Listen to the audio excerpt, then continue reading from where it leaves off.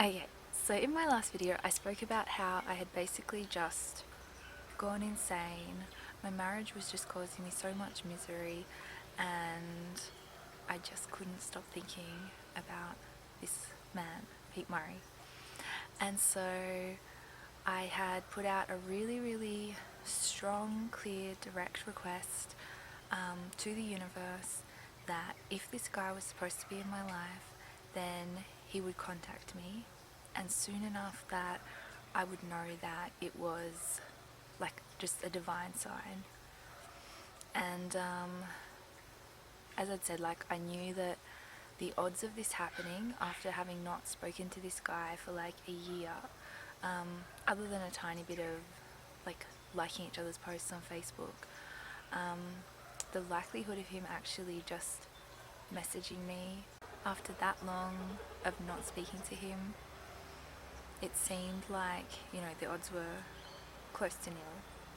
But yeah, I put it out there, and then I went to bed kind of just pretty miserable, just thinking, there's no way this is gonna happen, but at least then I'll know and I can move on with my life.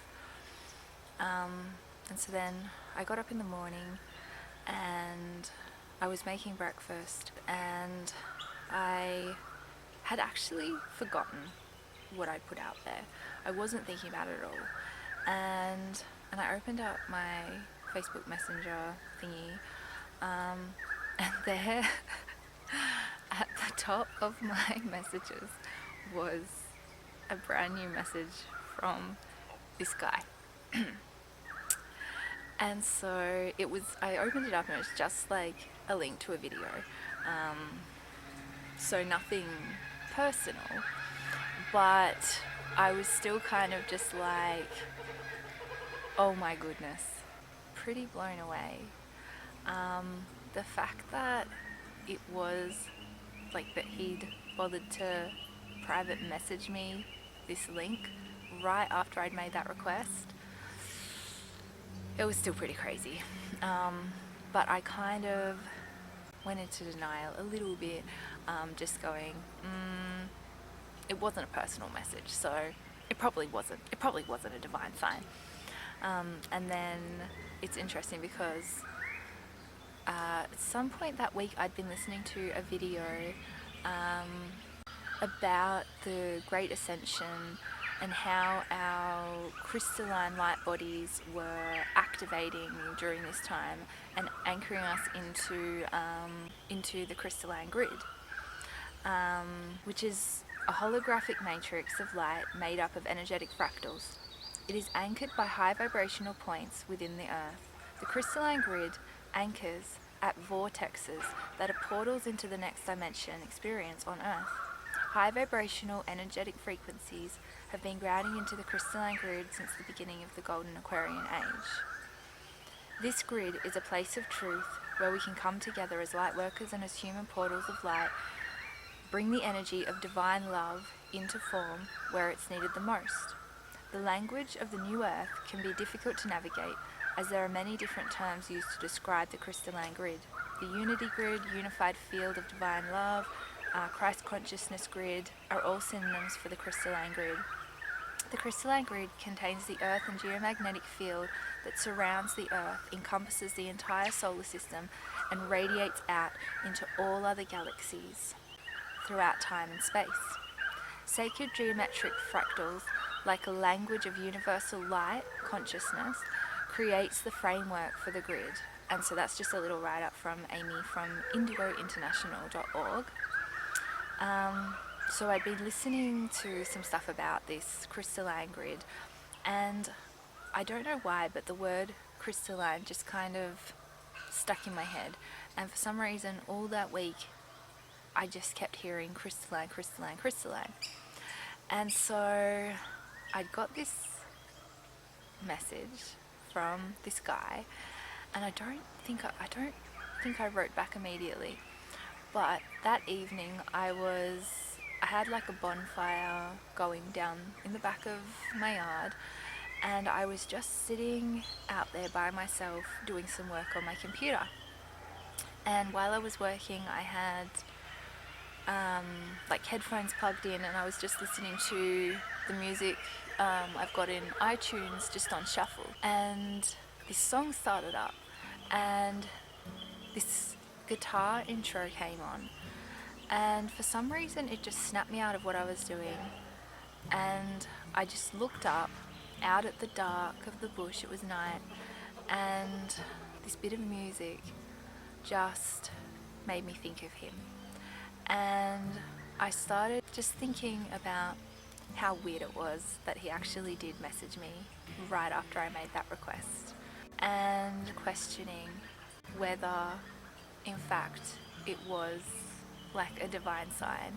And so then the lyrics to this song start up, and she sings, "Do you always trust your first initial feeling?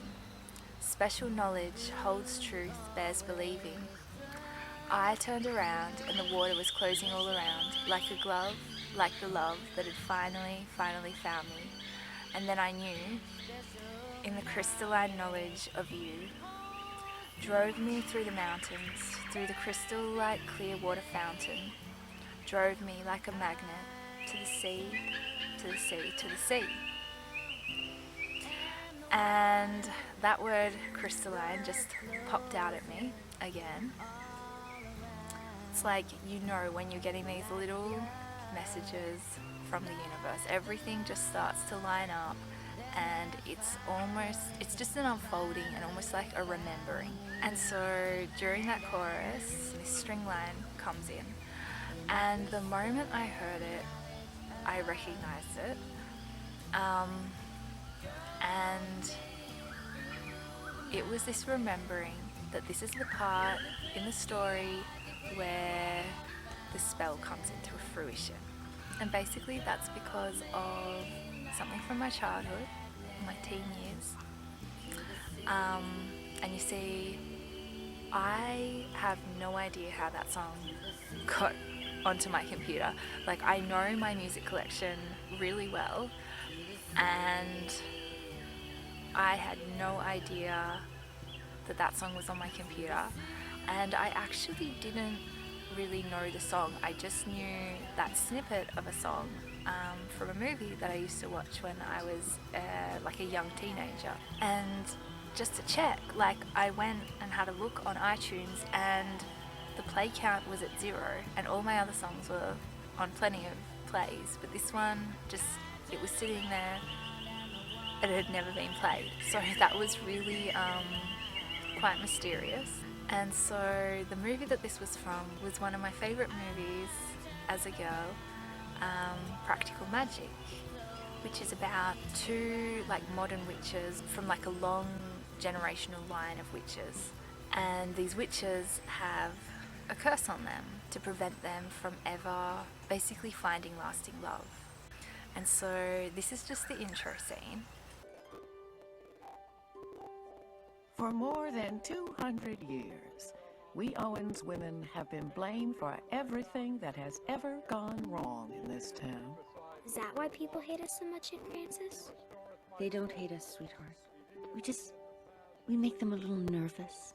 Let's face it, Chet, we Owens women have always created a stir. It all began with your ancestor, Maria. She was a witch, the first in our family. And you, my darlings, are the most recent in a long and distinguished line. Is that why they wanted to hang her? Because she was a witch? Well, the fact that our Aunt Maria was a bit of a heartbreaker didn't help. Nor did it help that most of her lovers had wives on a hanging committee. But no, I don't think it was either of those reasons. They feared her because she had a gift. A power that has been passed on to you children. She had the gift of magic.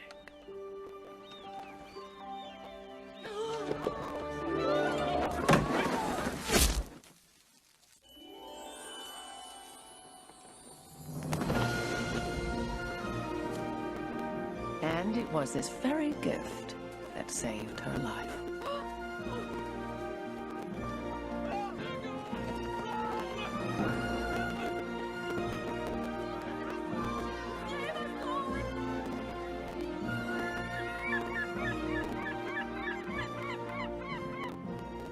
She was banished to this very island, with her unborn child growing inside her belly. She waited for her lover to rescue her, but he never came. No one came.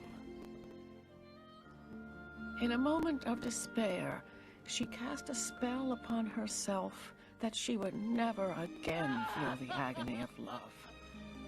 But as her bitterness grew, the spell turned into a curse. A curse on any man who dared love an Owens woman.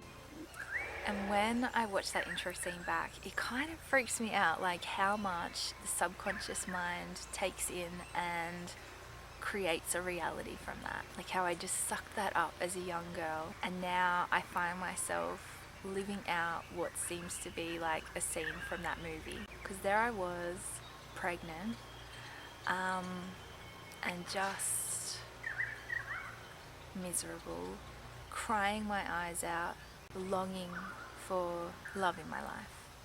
And I relate to it in terms of the outcast witch theme, because I've always been different. I'm drawn very much into natural healing, energetic healing, and a lot of people are really, really scared of me because of that. My mother-in-law, for instance. And another thing is just that my dad gave me the middle name Deirdre. Apparently that's pronounced Deirdre. Don't even know how to pronounce my own middle name. And that's after the Celtic, like mythological Deirdre of Sorrows. So she was put into a loveless marriage by her father, and she really wanted to get out of that marriage, but when she fell in love with somebody else, I think her father killed this other man, and then she was forbidden to leave the marriage, and so she ended up riding on a chariot into like a low-hanging rock and decapitating herself in order to end her misery. So it's like, thanks, Dad. And I've looked a little bit into mnemology, the science and art around our names and how they affect everything in our lives. It's like we chose our name, we chose our face, we chose the lessons that we had come here to learn, we chose our birth time, our birthplace, and all of it reflects what we're going to experience in this lifetime. And so I have a lot of issues with sort of like overworking myself and perfectionism. And my first name Amelia means hardworking, and then my middle name Deirdre is Deirdre of Sorrows. So it's not the funnest combination. And interestingly, one of my favourite spiritual teachers, Pema Chodron, before she was a nun, she was actually was a Canadian mother who I think her husband perhaps cheated on her, and she says she just remembers picking up this rock, throwing it at him, and then leaving, and she went off to start her spiritual path. She became a Buddhist nun, and she changed her name to Pema Chodron. But previous to that, her name was actually Deirdre, so Deirdre of Sorrows. But she did get out of her marriage, and it started off her spiritual awakening. So that kind of gives me, it's like another little message from the universe that, we're not trapped into anything.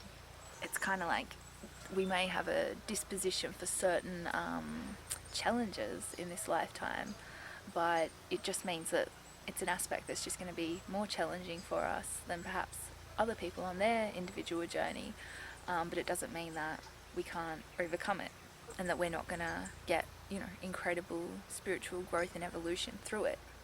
But anyway, so in this movie, Practical Magic, these two young witches have been told the stories of every female down that bloodline be hurt by the loss of love, because basically any woman in that family who would fall in love with a man, that man would die.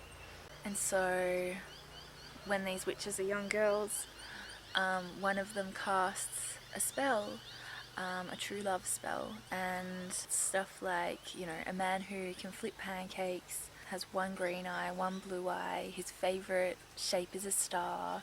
And the other little girl asks her, I thought you never wanted to fall in love. And she replies, well, that's the point. The guy I dreamed up doesn't exist, and if he doesn't exist, then I'll never die of a broken heart.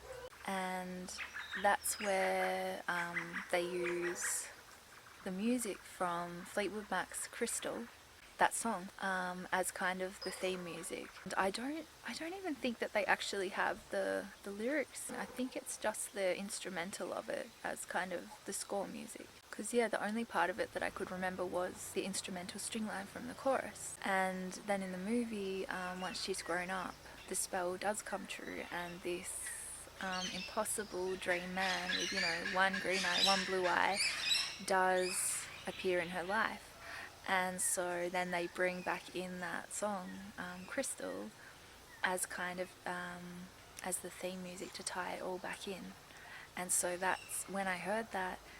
To me, that signaled in a sort of deep emotional way that that's where the spell comes into fruition. That's where the dream man appears on the scene. And I'd always been like a romantic, right from when I was probably in primary school and watching that movie. I remember going out and doing my own little true love spell. I didn't have a specific list or anything, but just, you know, that I would find true love in this lifetime. What are you doing? Summoning up a true love spell called Amas Veritas. He can flip pancakes in the air. He'll be marvelously kind. His favorite shape will be a star.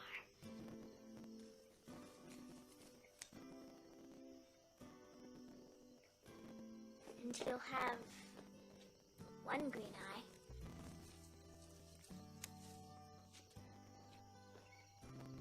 and one blue.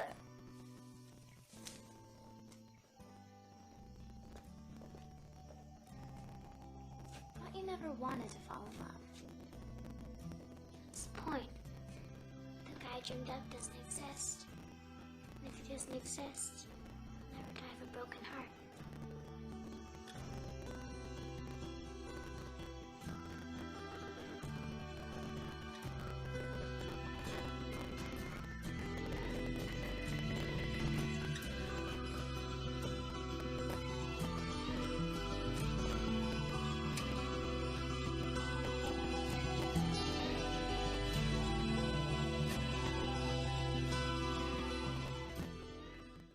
So for that song to come on, and for it to be like the first time I'd heard it since watching that movie in my teenhood, and just out of nowhere, like it was so, it still baffles me how it got on my computer, but for it to come on then while all this stuff is kind of unfolding, it really felt surreal. And I remember just sitting down there by myself near the bush and just thinking, oh my gosh, and just wondering what magic was happening.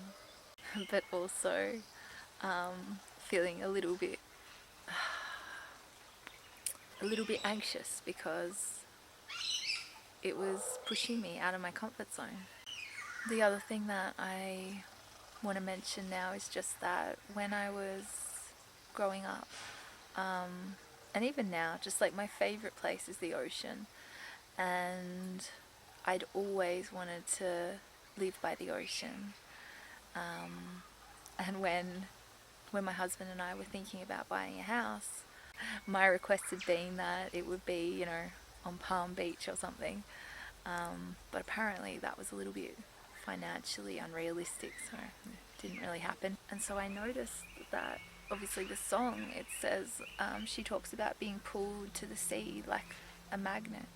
And then I realized that every one of the past life flashbacks that I'd had with this guy, Pete Murray, had been by the ocean. Other than the last one, which I'm not sure, it was us collecting root vegetables. But I kind of would, like, I couldn't see the ocean in it, but I wouldn't be surprised if it had have been somewhere near the sea. And also that every time I would see him and I together, it would be by the ocean. So that water theme just kept coming in. And recently I've been learning a bit about Chinese face reading and discovering I think I'm mostly within the metal category, but I have a lot of aspects of water, and so does this guy. And I used to spend hours and hours and hours in the bath, which is very characteristic of water people. And with my hair, people would joke that I'd been a mermaid in a past life, or that I was some sort of mermaid.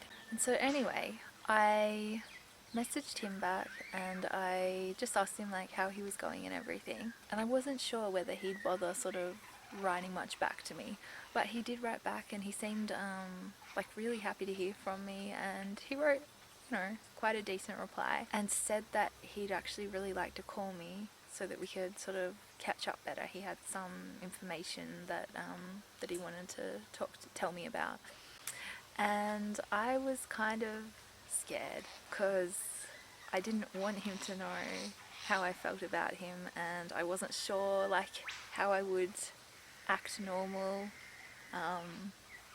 and sort of hide it. And I was also just surprised again that he would actually want to spend any of his kind of time talking to me. I don't know. I just assumed he'd like, you know, probably like I would have thought he'd just prefer to chat to one of his bloke friends or something. And so first thing I thought was just like, I need to get out of this somehow.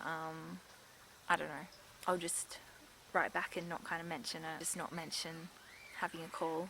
Then I was thinking about it and I was like, no, you know what? I'll do it. And I will just like be focusing on looking for all the things that I don't like about him, and kind of just prove to myself that this idea I have of him is just like an illusion, and that he's not really this ideal guy that I have in my mind. And then that'll be good, because I'll find all the things I don't like about him, and then I can just get over him. And so then we'd made a time to just do like a video chat. And before we went on, I'd been sort of like pondering to myself whether he'd always lived in like the country town that he now lives in, and if he'd ever like want to move away from there, because if I was meant to be with him, like I wasn't very keen on moving to the country, but yeah, I didn't want to ask him because I didn't want to ask him personal questions and seem like I was kind of give him any hint that I was actually interested in him. But then during that call, he asked me where I was, and then just off his own accord, he just told me where he was living, and that he didn't really like it there, and that he was previously from a place called Psychoville. And he said, do you know where that is? And I was like, I did. And I'll go into that more later, because that was another thing that has more significance later. But yeah, I was like, yeah, it's in the Hunter, right? Because I remembered that once I'd stayed there for a friend's hens night sort of weekend. And then he said that he was thinking about moving, but he wasn't sure where. But he said that where he really wanted to move, where he'd always wanted to move, was to the sea. And so I was just sitting there going, okay, yep, of course, to the sea. But anyway, so we ended up chatting for, I don't know, a couple of hours or something, because we did have like a lot in common. And something else that came up on that call was that he was doing some stuff to reclaim money back basically off our corrupt government, and he was saying that if he got these kind of billions of dollars, that he'd give it to some farmers. And again, that was like another little synchronicity, because when I'd worked with Ari, she said, okay, if you become a billionaire, what would you do with that money? And the thing that I was passionate about was giving it towards regenerative farming. So it was just another little interesting thing. And I noticed that, like, unconsciously, I kept smiling at him, and then he would immediately mirror back my smiles. And we kept talking until somebody came over. I think his boy's mum showed up or something, and so it kind of got a bit hectic there, and we ended this call. And there was this little moment as he was saying goodbye where I just kind of caught, like, almost like a little micro expression of panic, where he was kind of like saying, like, I hope we can do this again sometime. And then I was like, yeah. And then it was like he relaxed and was like, okay, good, have a wonderful week, mate. And very using that very, like, platonic term. And in my mind, I'm just like, autocorrect that, soulmate. But yeah, I called him mate too, but I just felt like we had a connection that was possibly, that felt more than just like some platonic friendship. But obviously I was married, and that would be totally sort of inappropriate. But who knows, maybe he did just see me as a mate, like a sister or something. I'm not sure.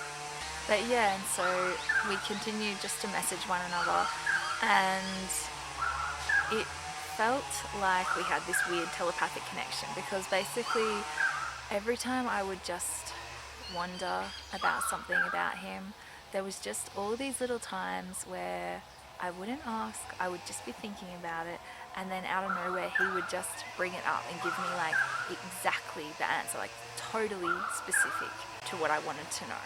And so it was really nice to be in communication with him, and most of it was just sending one another links about what was going on in the world. But I was also getting, again, just really, really down about my marriage, and just knowing how badly I needed to end it. And one day I was just hurting so badly about it, and I remember hopping in the car, and there was some commercial radio station on, and I asked the universe to just bring me a message, for what I needed to know. And then these radio presenters just started talking about this man who'd spontaneously recorded piano along to this old, lesser-known Ram Dass talk, Sit Around the Fire. And so then they said, so here it is, this is exactly what he spontaneously came up with, and this song starts playing. And I had never heard anything like this played, like, just on commercial radio.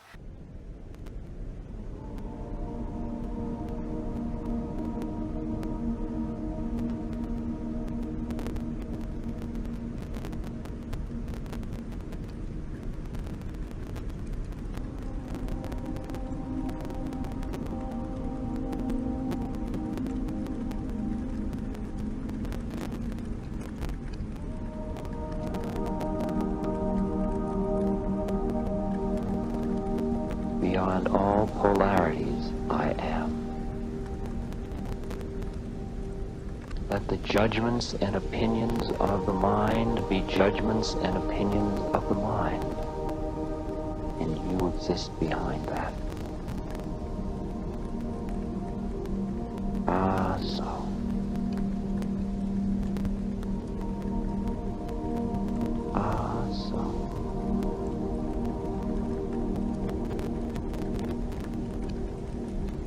It's really time for you to see through the absurdity of your own predicament.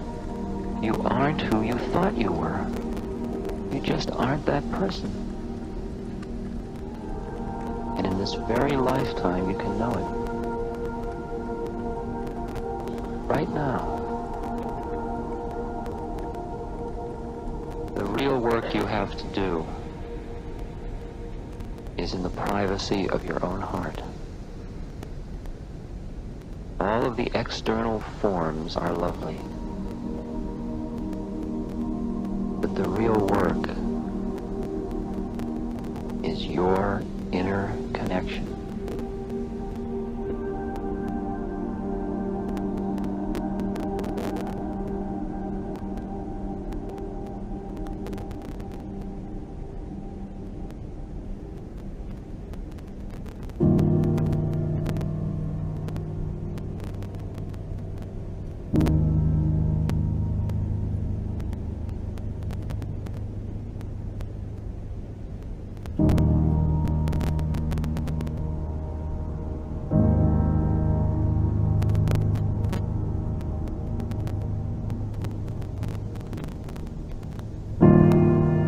If you're quiet when you meditate,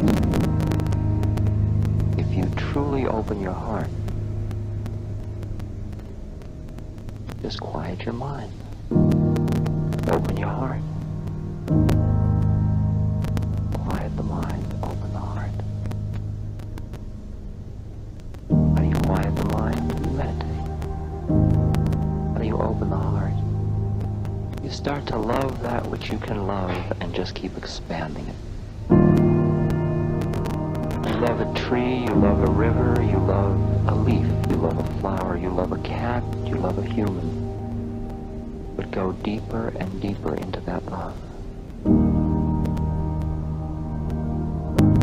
Till you love that which is the source of the light behind all of it. Behind all of it. You don't worship the gate, you go into the inner temple.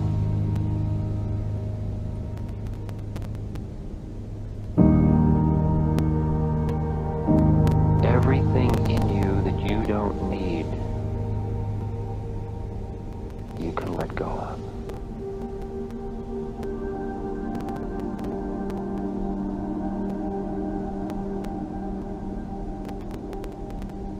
You don't need loneliness, or you couldn't possibly be alone. You don't need greed because you already have it all.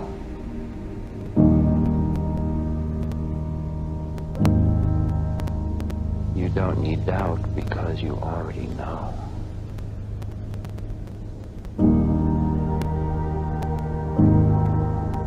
The confusion is saying, I don't know. But the minute you are quiet, you find out that in truth you do know.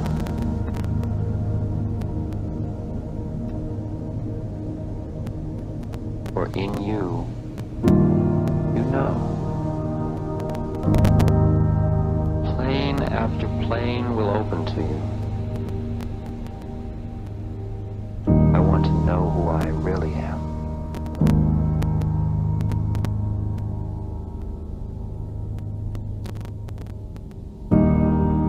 As if in each of us, there once was a fire. And for some of us, there seem as if there are only ashes now.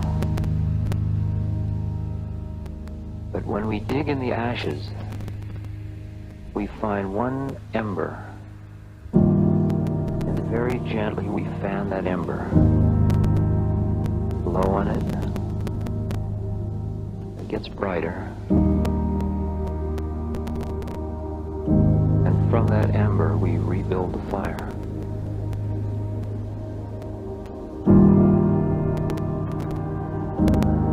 Only thing that's important is that ember. That's what you and I are here to celebrate.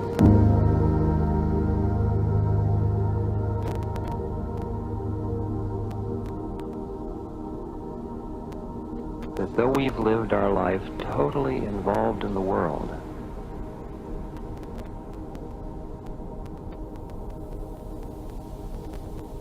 we know that we're of the Spirit.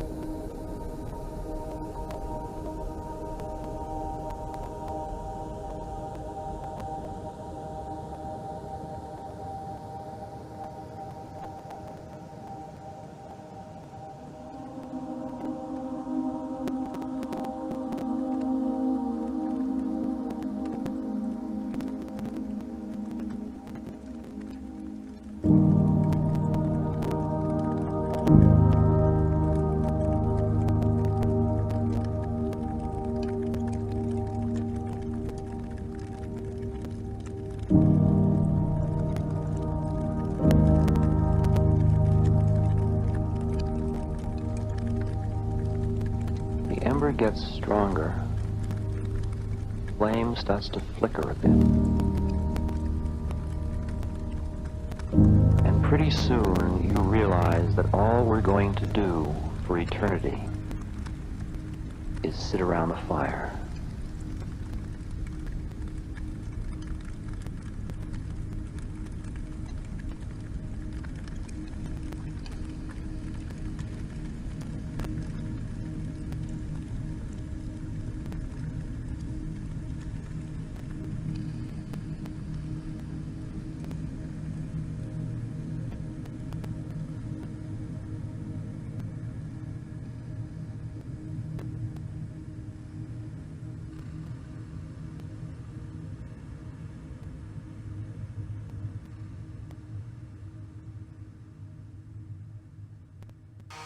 And I just couldn't believe that that's what came on the radio, this commercial radio station. And so again, it just seemed impossible, and I was really, really starting to understand that I was connecting to something bigger than me, and it was communicating so clearly. And so then, like, all the synchronicities just kept up with this other guy, Pete Murray. One thing that happened was that one day I just felt like this really dark energy around. And this particular day, I got really upset that everybody in my family ignores me and that nobody was helping clean up. And I just felt really disrespected. And kind of all my anger just came up, and I started yelling at my husband, but while I was going, I started to realize that my voice sounded different and like deeper, and like it wasn't my voice, and I was just listening to it and observing it, and it basically felt like I was possessed. And it almost sort of scared me a little bit. And then I opened up the fridge and I was putting away some eggs, and I dropped one of these eggs, and I was just in so much anger that I grabbed another egg and I just smashed it into the ground, and then I just threw myself down and started just like smashing these eggs into the ground and just screaming. And my children just totally freaked out, and my son ran outside and told the neighbour that his mum had gone mad, and she basically hasn't really treated me the same ever since. But it was just like this explosion of deep anger that I feel like it was probably just a lot of repressed anger that was coming up. But then that night, I'd been lying in bed, and I started to hear this woman like singing, and I could hear her out in the hallway, and she was just singing this weird like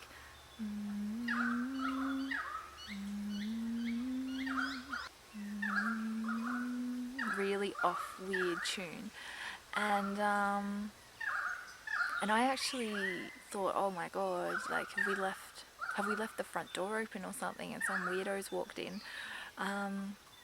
But I was lying there, and I was too nervous to get up and go and check. But then I heard her walk off, and the singing got fainter and fainter. But I didn't hear her go outside or anything. But everything was silent after that. And then I lay there for quite a while, and then I couldn't get back to sleep, and I thought. And I was pregnant, so I needed to hop up for a wee and to grab some water and things. And so as I was hopping up, I was just about to walk out of the room. My husband just suddenly started sort of struggling and saying, "Amelia, what are you doing? No, what are you doing? Get off me! Stop!"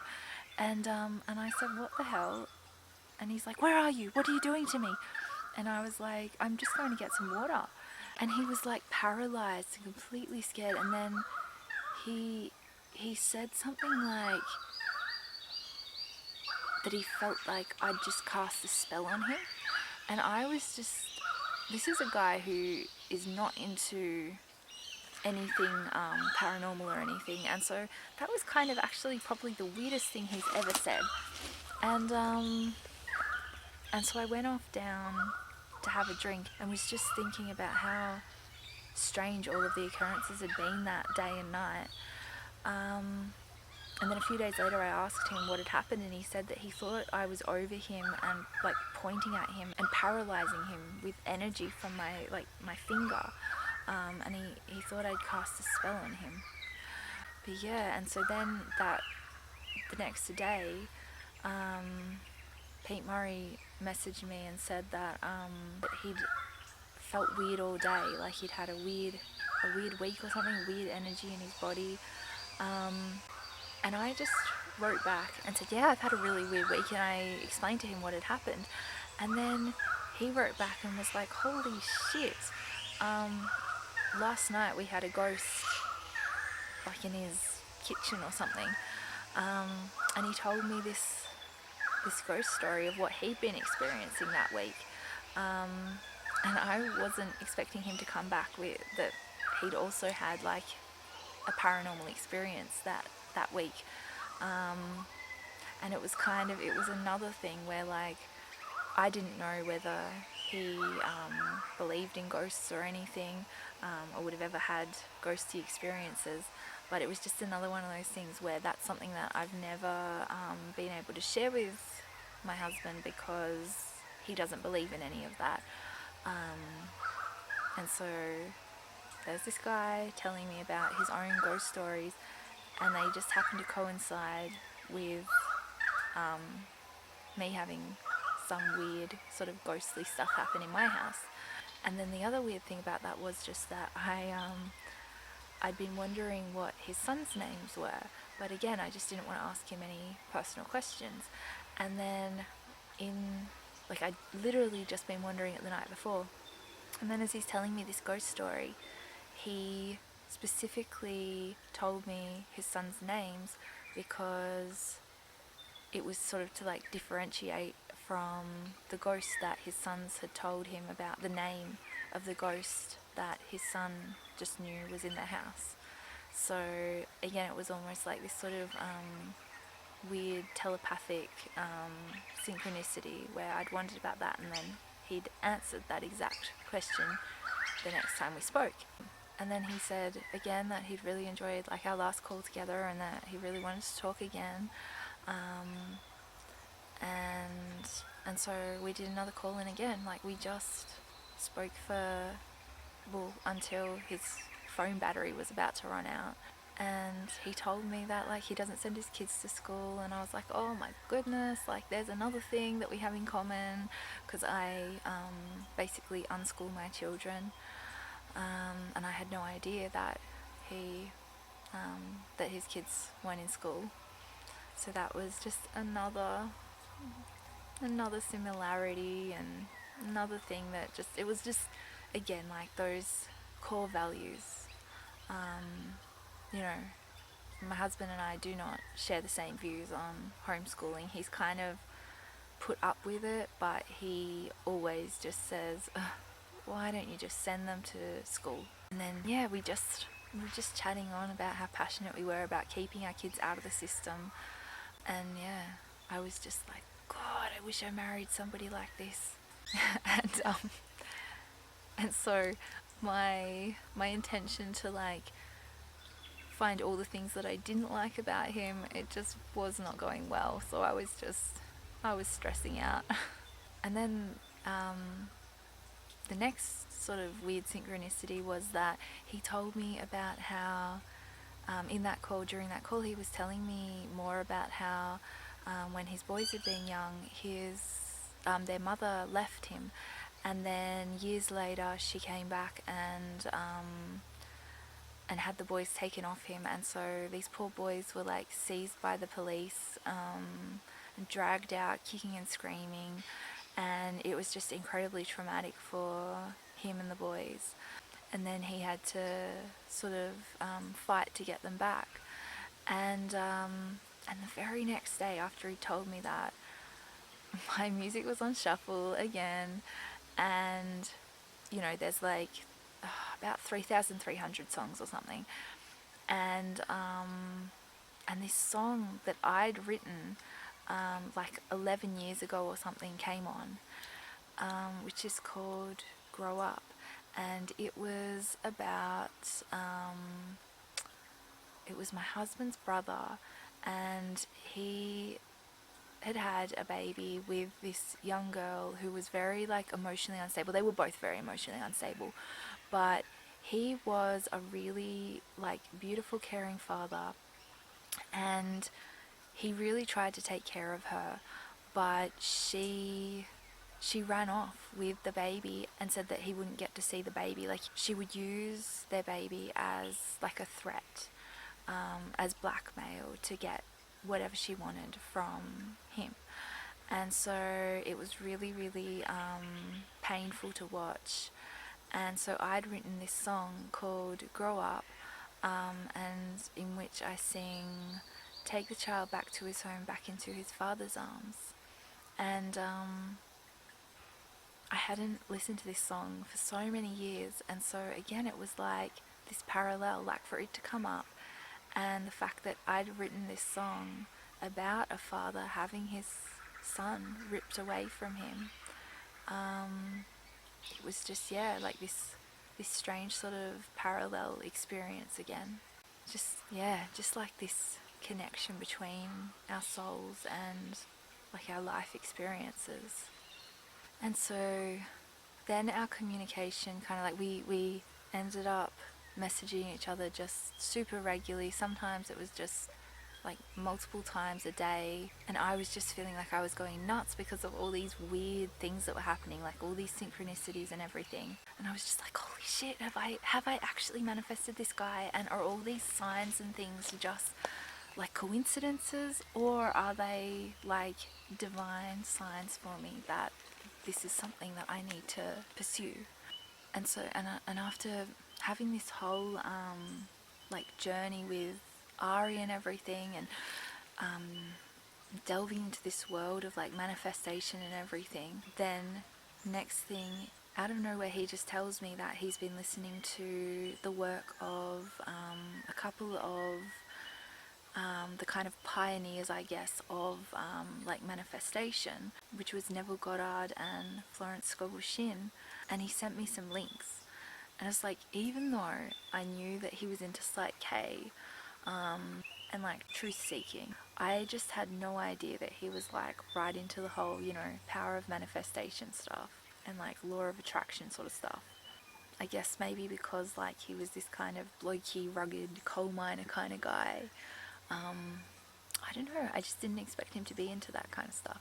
Like, I thought he'd be more into kind of like the earthly aspects of like corruption in the government, and maybe just doing the Psych K to like lower his stress and overcome like some trauma and things. But I did not expect him to spend his time like listening to somebody like Florence Scovel-Shinn audiobooks, like this woman that lived from like the late 1800s to the mid 1900s. But I started listening to some of this stuff and I was just tripping out. Like, I was literally getting dizzy listening to the messages in this audiobook that he'd sent me, and just thinking about like all the magic and how it felt like I'd manifested him into my world, and then that it was him who brought up manifesting and like the law of attraction. It wasn't even me, and I hadn't told him any of this stuff. And so then, yeah, by this stage we were like messaging each other back and forth, and I felt like, you know, he was immediately, if I'd send him a link, he would just like immediately check it out and then get back to me. And I just felt like we were really taking up one another's attention, and just had this connection. And like, even though this was just online, I don't know, I just felt like I had just never like resonated this much with anybody in my life. Just all of the things that he was passionate about, and the way he spoke even, it was sort of just, it felt a little bit uncanny to me. And I didn't I wasn't really sure if he was interested in me, romantically or attracted at all. And like obviously I was married with children and pregnant, but I still felt like even if it was like maybe he wasn't consciously aware of it, I'm not sure, of kind of how like intimate in a way it was feeling. Maybe not, because he was a bloke and I know that men experience intimacy differently, but sort of more through physical touch and things. But it was like he was just writing to me to tell me little things about his day, like that he'd just been for a swim or something. And I was kind of thinking, that seems a little bit emotionally intimate for a man and a woman just in a platonic friendship. And I would tell my mum about this and my friend, and they were both kind of like, yeah, that seems fairly intimate there, what you got going on there. My friend said, are you gonna tell him? Are you gonna tell him how you feel? I was like, I don't know if he feels the same. And she was like, yeah, he seems a bit keen for a guy who's not keen, if you know what I mean. And yeah, he sent me a beautiful video of like these police sounding their sirens, like in solidarity with freedom fighters. And I'd said to him that, I'd teared up watching it, and he let me know that he had also. And I just, that's just the kind of thing like my husband would never in a million years say. And I mean, he wouldn't be moved by that anyway. But again, it just felt kind of emotionally intimate, and just like he was this beautiful sort of heart-centered man who wasn't kind of afraid of his emotions, which is exactly what I wanted and longed for. And then as we were talking, I'd had a client who she was just feeling really numb at the loss of her mother, and I'd been worried that maybe I wasn't helping her in the way that she needed to be helped, and I'd been telling him about that. And then he opened up about the fact that when he was just 4 years old, he'd lost his mother, and then his grandparents had come in to like help his dad raise the kids. And then when he was just 14, his nan then died as well, who I guess would have stepped into that kind of mother role for him. And so that just like, broke my heart to hear that. And I told him how like ever since I'd met him, I could see that he had this sadness in his eyes, like somebody who had literally, gone to hell and back.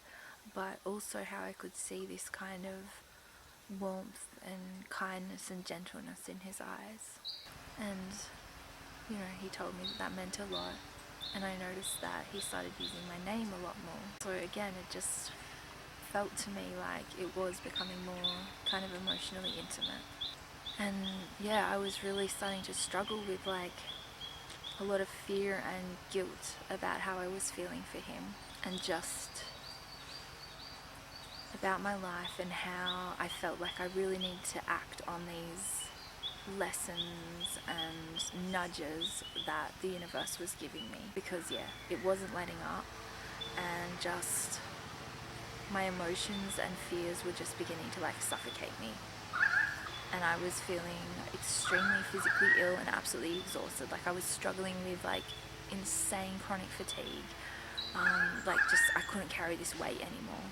And I ended up I couldn't even wear my wedding rings because all this like dermatitis erupted underneath them. It was just like, no, you need to end this marriage. You are not happy, you need to end this marriage. And it got to the point where I got so upset that I couldn't message him back. It was just like so clear that he was the answer to what I had put out, what I had wanted to bring in, and I just felt overwhelmed. I didn't know how I was going to make these like big decisions and these huge scary changes. And I remember I was listening to this song 7 Years, and I was just crying about how fleeting life is, and knowing that like I didn't want it to pass me by while I was just living in fear of opening up to what makes my heart fulfilled, or like dying young from cancer because I was emotionally paralyzed. And so I was listening to this song and I was feeling so anxious about like whether this had all been divine guidance or just like my overactive imagination. And then at that exact moment she sings, "Soon I'll be 60 years old. Will I be alone because I never valued what was all around me? Soon I'll be 60 years old and God will show me that he was by my side through my every heartbeat." And then I looked up, and out of my window, suddenly there in the sky, like I looked up a few seconds before and this hadn't been there, but I looked up and there was just this massive rainbow coming up right outside my window, exactly where I looked. And I just burst into tears, like knowing that God was giving me a very clear sign that he indeed was with me through my every heartbeat, and that it wasn't just my overactive imagination at all, and that I needed to act. I needed to finish up this unhappy marriage and just make way for the next phase in my life. I could not ignore all of this anymore. And then it's just all building up and I was feeling so overwhelmed, and then these quotes just started like popping up in my Facebook newsfeed, which sort of actually made me worry about like nanobots in my brain, to be honest, because I hadn't really spoken this out loud. It was just all stuff that was internally going on inside of me. And so there was one that said, "If you were worried about the cost of getting started, you should see the price of staying exactly where you are." Another that said, "Try not to resist the changes that come your way. Instead, let life live through you, and don't worry that your life is turning upside down. How do you know that the side you were used to is better than the one to come?" And then another one that says, "Nobody ever talks about the part, the part where you're no longer a caterpillar and not yet a butterfly. You don't know who you are and you don't know where you're going. All you know is that every fiber of your being is calling for transformation, for disruption, for a revolution of the spirit. So surrender, break down. This is not the death of you. This is the dying of who you once were. This is your rebirth, darling. And these are called growing pains." And then just intuitively I decided to listen to this astrology thing about some current relationship themes. It was October Mercury retrograde, and it had said that now is this time, like intense time, where things finally needed to be communicated, like fears faced, true feelings faced, and difficult scary changes needed to be made, and just a time to like stop ignoring what's in our heart. And everything that it said was just absolutely spot on for me. And so I knew that I finally had to tell my husband what was going on inside of me, which was just absolutely terrifying. Interestingly too, the relationship stuff that was going on was particularly pertinent to Aries natives, and my husband and I are both Aries natives, and I later discovered that this other guy is also an Aries. So what could go wrong? That was pretty hard hitting. But yeah, I was just so terrified to open up to my husband, because I was so scared that like he would just go back to gambling or go off and kill himself or something. I just did not know how he was going to take this, especially when I knew that he wasn't dealing with his emotional stuff, that he was just leaving it all below the surface. And I had no idea what that was going to look like, when this stuff came up. Because I had told him so many times that I was over it and that I did not feel that we were a couple anymore. But it was like he hadn't had to take it seriously, because I wasn't going anywhere and I had no feelings for anybody else. So it kind of wasn't real to him. And I was so scared to hurt my children, and so scared to like give up this dream home that we just worked our asses off for the last few years, renovating and everything. It was just so messy. Like after all this intense work, doing everything by ourselves, and finally having like the home and property of our dreams, how could I just throw all that away? Yeah, so messy. And yeah, just so scared of the uncertainty of the future. But the need to be authentic had just brought me to my knees. And by this point, I couldn't speak.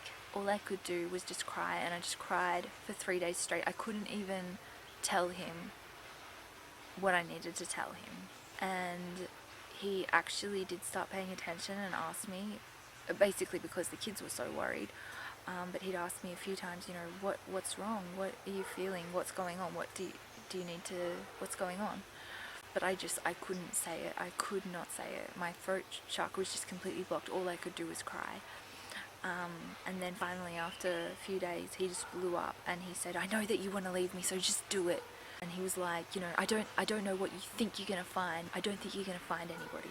I think you're going to leave me and you're just going to have your heart broken because you're not going to find what you want. And I asked him if he remembered saying that to me a year ago, because 2 weeks later, after I had made that list, that man had walked into my life and I had feelings for him now. And so he was just shattered. It just shattered his confidence. Like, he's already not a very confident guy, but these were all the emotional things that I'd so wished that he would work on in himself, but that he didn't want to put the work in. So he was so shattered, but it was like he didn't want to fight for the relationship at all. He also knew that it had died so long ago, and that all really he had left was just resentment for me, and this was just the nail in the coffin. And then for the next few days I tried to talk to him about like the whole concept of conscious uncoupling. I'd sort of been guided to some videos on it, and seen people who were literally living out that situation where it actually is amicable and not this dreadful traumatic thing that I guess most people would see divorce as, and had found themselves situations that really worked for their families. And so I was just intent that we needed to do it this way, and that we could do it this way, because I just wanted to make it kind of as gentle on all of us, especially the kids. It was mainly the kids that I was worried about. But yeah, he didn't want to even talk about it, and he was just pissed, like, that I could possibly think that maybe something good could come out of all of this, that it was like I was seeing this as a positive thing, but he was just totally ignoring the whole, what I was trying to get across to him, that I didn't regret anything, that I was very proud of like what we'd achieved, and these 3 beautiful children that we brought into the world, but that it was time for another chapter. All he really said was just that it's obviously not kind of practically or financially viable for me to move out of the marital home, and it was just really depressing, not knowing what we were going to do. But yet I was so glad that I had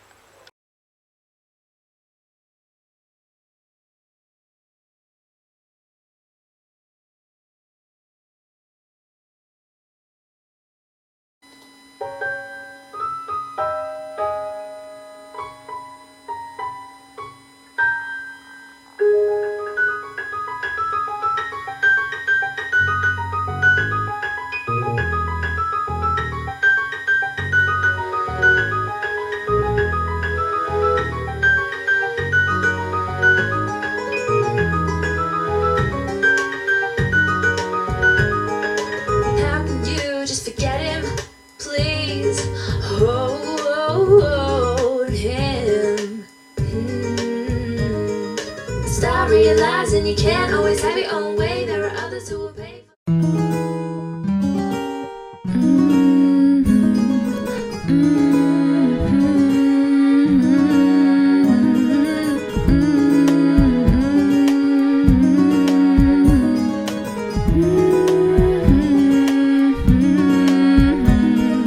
Part of you will forget it, part of you will regret it. Take the child back to its home, back into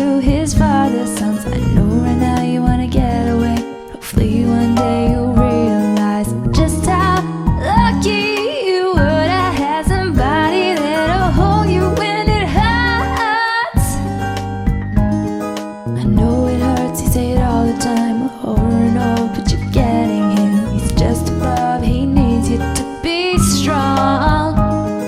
Stop realizing you gotta make the most of what you're given, even if it's not a lot, it might not last long. I don't know when will you grow up, what's written in this child's fate. I don't know when will you slow down, petty fights, just child's play. If you don't grow up, he won't know what it is to have a family. If you don't grow up, he won't grow up, same old pattern will repeat. How can you just forget him? Please hold him. Stop realizing you can't always have your own way. There are others who will pay for the selfish mistakes that you make, promises that you break, and you fake, and the love you don't give but you take. I don't know when will you grow up, what's written in this child's fate. I don't know when will you slow down, your petty fights are just child's play. If you don't grow up, he won't know what it is to have a family. If you don't grow up, he won't grow up, same old pattern will repeat. Violence never gave a helping hand. No, and defensiveness never makes it easy to move on.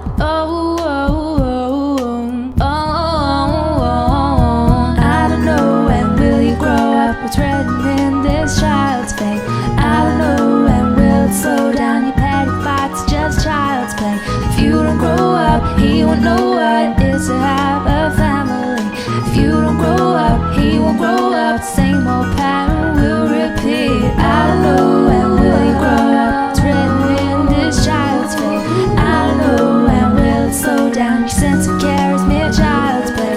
If you don't grow up, he won't know what it is to have a family. If you don't grow up, he won't grow up.